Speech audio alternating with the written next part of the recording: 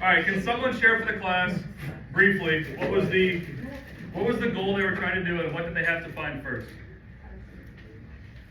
Let's see if we remember.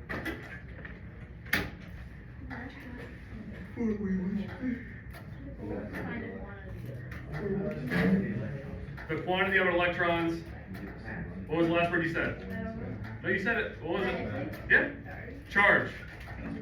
So, they carried out an experiment to find the quantity of an electron's charge.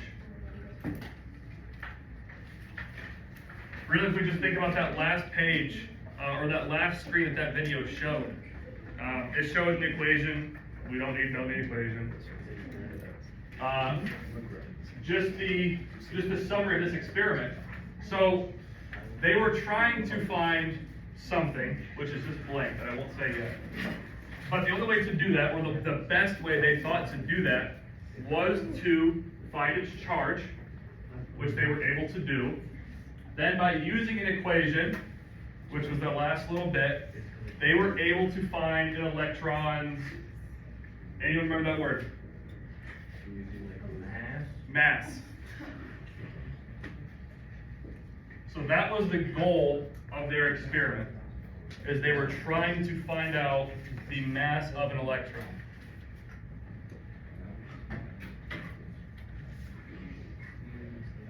So, this gave them the mass of the electron, which we still use today as this number. We all know scientific notation. Is this number really small or really big? Very small. So, practically speaking, we can say that an electron's mass is pretty much zero. It is a very, very, very small number. It does have some. It has something, but for all intents and purposes, we can just say it's zero. Just to help remember that it's that small, we can say it's zero. Any questions on that part? That all you really need to know is, in one sentence, they found the charge to help find the mass. That's what you need to know about that. All right, we're gonna do same process we just did. We're gonna watch another video. So this one's like 40 seconds. It's really short. We're gonna talk and then we're gonna come together as a class. And if we can, we probably won't answer all these in our discussions, but we should be able to get a few of these at least.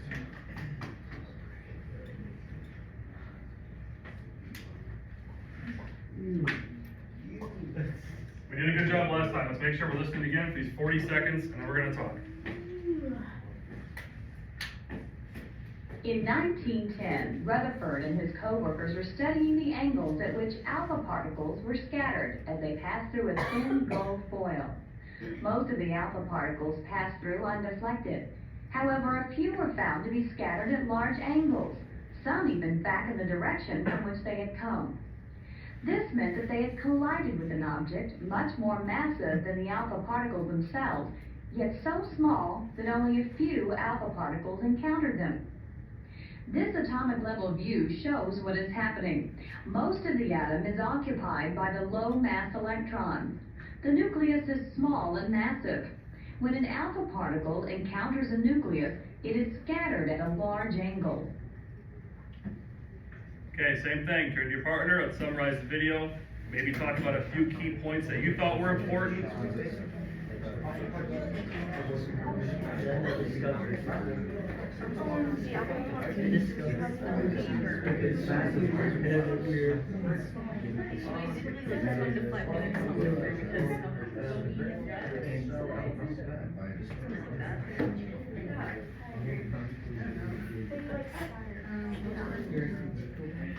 Alright, peace out.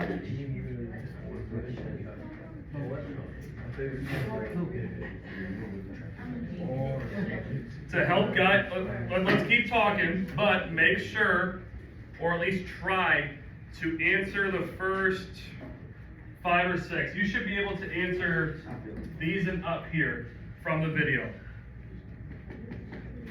If you can't, try to think about it, see what it's going to be, and we'll go over it as a class.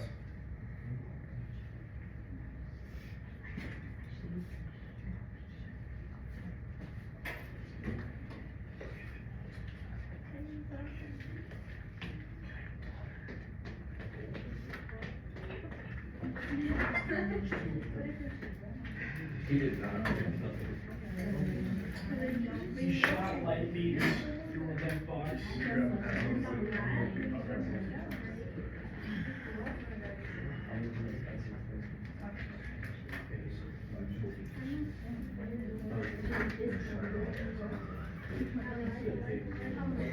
Yeah, I can be like, Yeah. or do you want it to not be as pressed? No,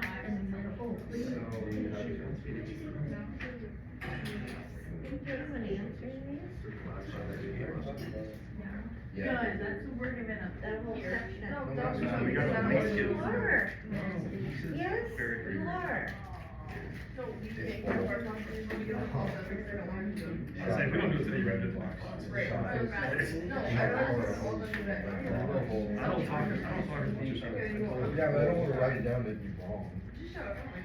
Alright, so, Please. alright, let's come back together. The first one, talking about the gold foil experiment. That is one of the answers, I will tell you. First blank, they shot what from a lead box with a hole in it? What type of particles? Alpha. Alpha particles.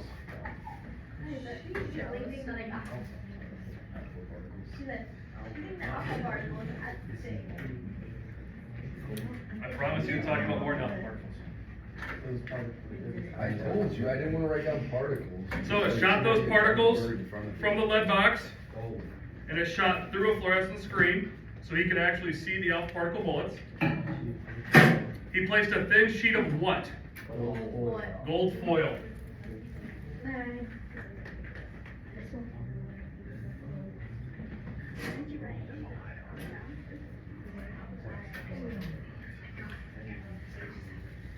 So, that little video where it showed the particles going through, right, and it had the gold in the middle, what were most of the particles going, what were they doing? They were going straight through. Yes, most of them were untouched. So, straight is our blank. They were untouched. Now, like it says, every once in a while, the alpha particles would hit something, and they would veer off or bounce back, right? And that was something solid. And it said what type, it said what part of the atom that was. Do you remember what it was? Starts with an N.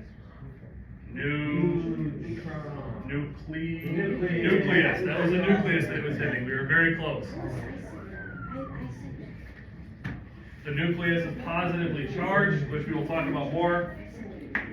But that's what it was hitting. That was something positive. Something positive was the nucleus. So, let's talk about what he concluded. And at least these two, it did say. The atom was mostly what? Blank. Empty space, blank space.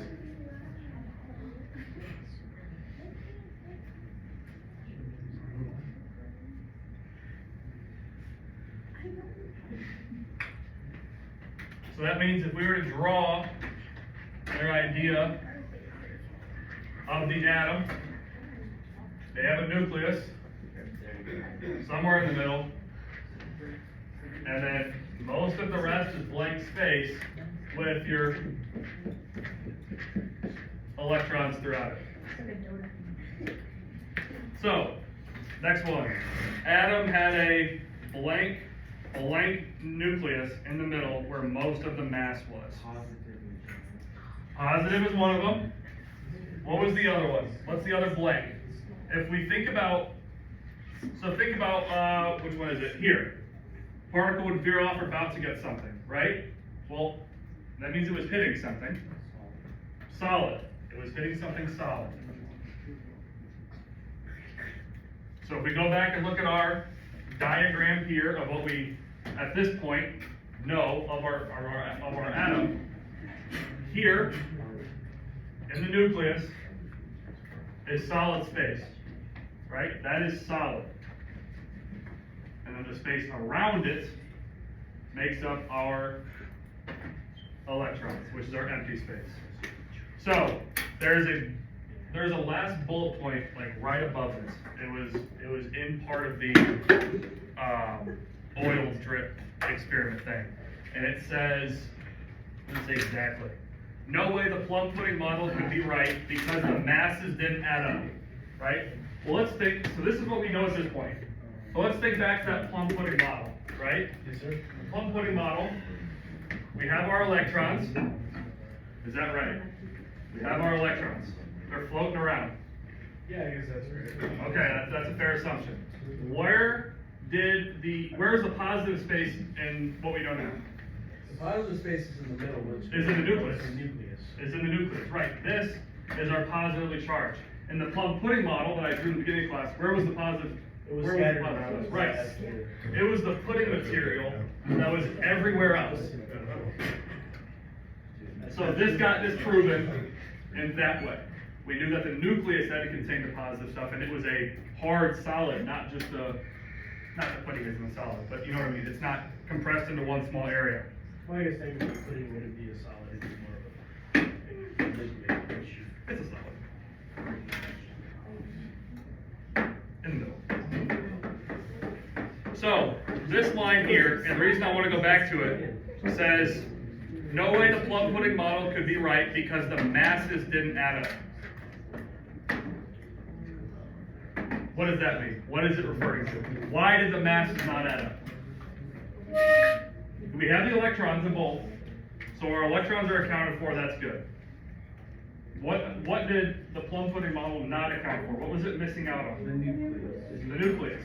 Does the nucleus have mass to it? Yeah. Yes, it does. That's the key, that is the most important thing when thinking about why this is wrong. Is that where the negative 31s come from? Counting from the nucleus? What do you mean by negative 30? Oh, you're talking about in the, like the mass of scientific rotation? No, the negative 31 there means you have to move the decimal to the left 31 times, and that's the number. Yeah, I know that's what I'm saying. So, like, is that the mass? That is The mass wouldn't be negative. the 9 times, 1.6. so yeah, I mean, it was, we don't need these anymore, we're all good with those. But, I mean, that's a good question, let's make sure everyone understands that. So the mass that it had was 9 point, I don't know, times negative 31, right? Right, it's not a negative, I think that this here was like a dash, it really could just be equal, like that's what this number is showing. This negative here just means that this decimal has to be moved here, and there's that many zeros. 30 zeros before that 9, that's a small number. So it's definitely small, it's not negative, it's still positive, but it's little. Okay, then the last two here. Rutherford gets credit for finding and naming the blank and blank. And you remember what they were? One starts with P. Proton. Proton, there we go.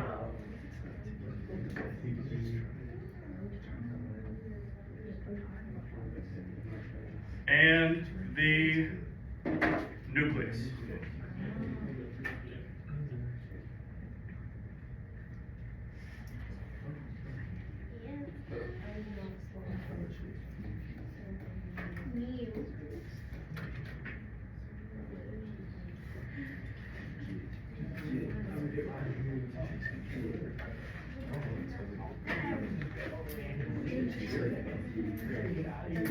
Everyone have that written down?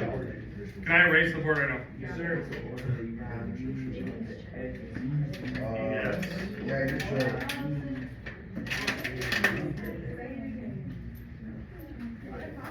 Okay, we have one little thing left for like the history part, and I think we're pretty much done for the history. Not for the notes, not for the history. Sorry to get the hopes up for a split second there. Okay, 1932 now.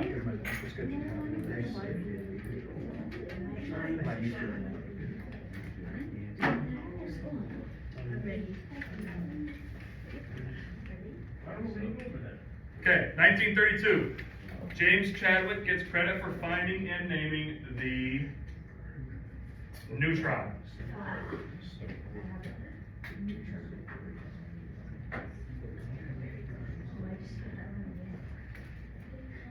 It was known that most of the mass of the atom was in the nucleus, but the number of protons didn't account for all of that mass. Some thought more protons than electrons to account for the mass was the answer. But no, it was because there were neutrons in there.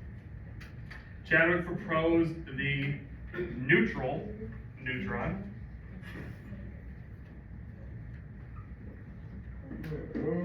Neutral neutron, with slightly more mass than a proton to compose the rest of the nucleus.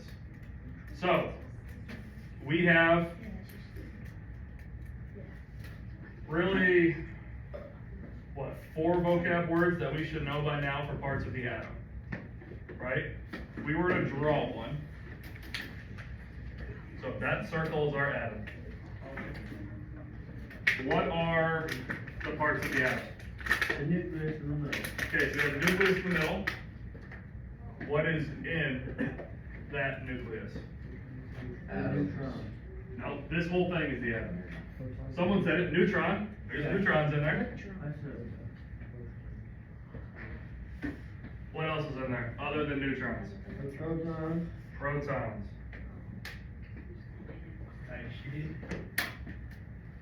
Do we know what charge a proton has? Positive. Negative. Neutral. Proton is a positive charge. Pro. P with P. Boom. EP. Say what you want. A neutron. What charge does a neutron have? Neutral. Once again, just put a 0. So, if we look inside our nucleus, we have a positive charge.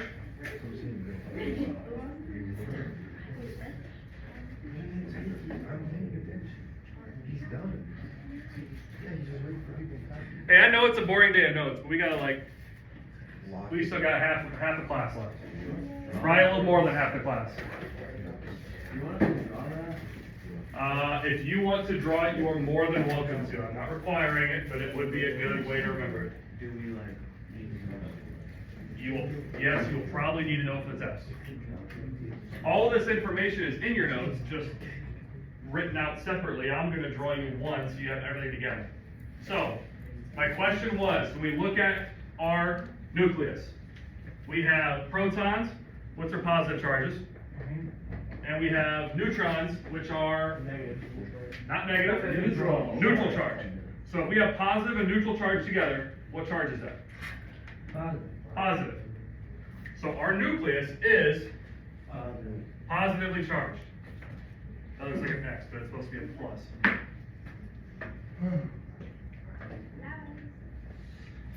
Now, I don't remember exactly what line it was, but it said that atoms have a neutral charge overall, right, for the most part.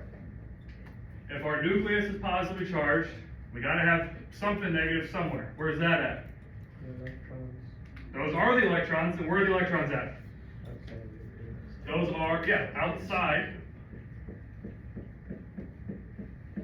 or around our nucleus. And really, they're all kind of moving and, or just kind of moving around. So, let's go for a minute, hopefully. Fill out this chart here on the bottom of your own. Just do the charge and where it's located. Don't worry about this last column right now, we'll go through that. Just try to get through those 2 columns on your own. So, don't ask people around you yet, just do it yourself and then we'll go over it. So there should be no talking for like a minute, and then we'll talk.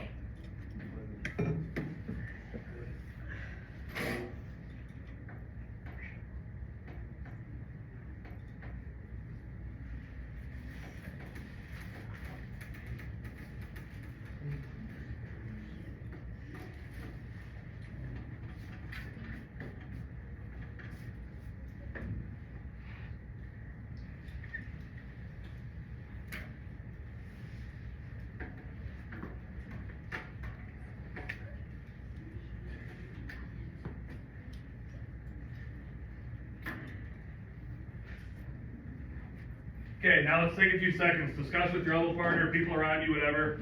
Discuss what you put, make sure we don't have the same answers.